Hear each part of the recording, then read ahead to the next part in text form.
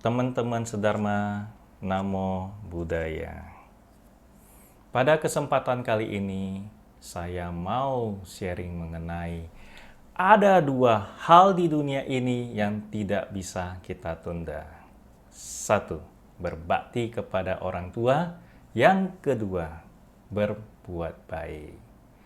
Sering kita mendengar bahwa seorang ibu mampu merawat 10 anaknya, namun dari 10 anaknya tidak satu pun yang mau merawat ibunya yang hanya satu-satunya. Mengapa ini bisa terjadi? Teman-teman, tanpa kita sadari, sejak kecil kita telah diberikan pemahaman secara turun-temurun bahwa kasih ibu sepanjang masa. Seorang ibu wajib merawat anak-anaknya dalam kondisi apapun. Cinta seorang ibu sangatlah besar dan sangat mulia. Maka tidak heran jika kita sering menemukan cerita tentang kehebatan orang tuanya dalam membesarkan anak-anaknya. Namun, sangat jarang kita diberi pemahaman bahwa seorang anak pada saat sudah dewasa wajib merawat dan menyayangi orang tuanya. Karena tidak ada pemahaman seperti ini, maka kita sering menemukan bahwa banyak orang tua yang ditelantarkan oleh anak-anaknya. Di samping itu, saat seorang menjadi papa mama muda, pada saat kita menjadi seorang papa mama muda, di saat itu kita juga sering mengabaikan orang tua. Kita lebih mencintai anak kita yang masih kecil, namun kita lupa dan tidak memberikan contoh kepada anak-anak kita yang masih kecil untuk berbakti dan merawat orang tua, yaitu kakek neneknya. Sehingga memperparah keadaan di mana saat anak kita tumbuh besar, juga akan melakukan hal yang sama, yaitu mereka akan melupakan dan mengabaikan kita. Seperti yang pernah kita lakukan dan contohkan buat mereka. Padahal teman-teman semuanya, berbakti kepada orang tua merupakan kewajiban dan perbuatan yang sangat mulia.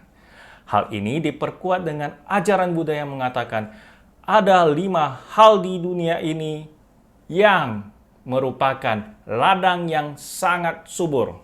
Jadi ada 5 ladang subur. Apa saja? 1, ayah. 2, ibu. 3, suciwan. 4, Buddha. Dan yang kelima, sangga. Tanpa kita sadari dan kita sering mengabaikan, padahal kita memiliki 2 ladang subur. Mengapa kita tidak mengetahuinya?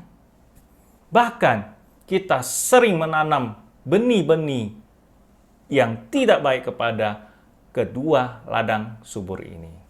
Suka tidak suka, setiap orang memilikinya. Karena begitu dekat dengan kedua ladang ini, kita sering menyakiti, dan tidak merawat 2 ladang ini. Apa itu? Yaitu ayah dan ibu. Bahkan kita sering mencari ladang-ladang subur yang lain. Kita lebih suka dengan ladang-ladang subur yang lain. Teman-teman sedharma, bagaimana mungkin kita bisa memberikan dana makanan kepada para anggota sangga kalau kita masih belum mencukupkan makanan buat orang tua kita? Bagaimana mungkin kita bisa memberikan penghormatan kepada Buddha? Kita memberikan persembahan yang terbaik buat Buddha, suatu penghormatan yang tulus, kalau kita masih belum bisa menghormati orang tua kita. Kita masih belum bisa memberikan persembahan yang terbaik buat orang tua kita.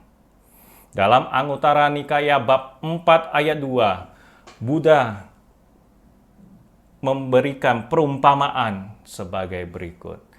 Bila seorang anak menggendong ayahnya di pundak kiri dan ibunya di pundak kanan selama 100 tahun, maka anak tersebut belum cukup untuk membalas kebajikan orang tuanya. Nah, dalam Dhammapada bab 23 ayat 332, Buddha juga mengatakan, berlaku baik kepada ayah, ibu, pertapa, para Arya merupakan suatu kebahagiaan. Kemudian, bagaimana pertanyaannya? Bagaimanakah cara kita untuk bisa membalas budi orang tua dan juga mendapatkan kebahagiaan?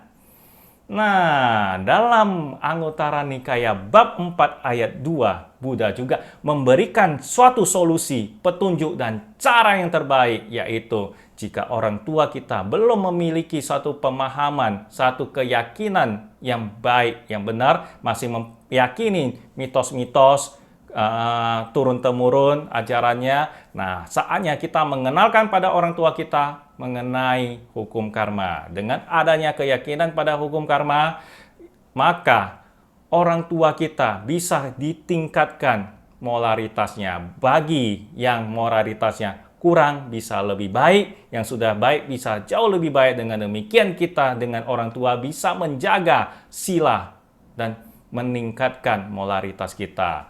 Kemudian orang tua juga cenderung hemat atau pelit. Nah, saatnya kita juga mengenalkan sifat untuk bisa berdana, berbagi, sehingga bisa mengembangkan caga. Yang terakhir, setelah dilakukan semuanya, maka akan mulai timbul kebijaksanaan atau panya. Dengan demikian, itulah cara kita untuk membalas jasa orang tua kita, sekaligus sama-sama mendapatkan suatu kebahagiaan. Nah, teman-teman, bagaimana kalau saya sudah tidak mempunyai orang tua? Orang tua saya sudah meninggal? Apa yang harus kita lakukan? Apakah masih bisa berbakti? Kalau kita berjodoh, kita akan bertemu lagi di sharing berikutnya. Tidak peduli orang tua kita, baik atau jahat, seagama atau beda agama, tugas kita adalah berbakti. Maka marilah kita berbakti kepada orang tua kita. Kita rehat sejenak. Namo Buddhaya.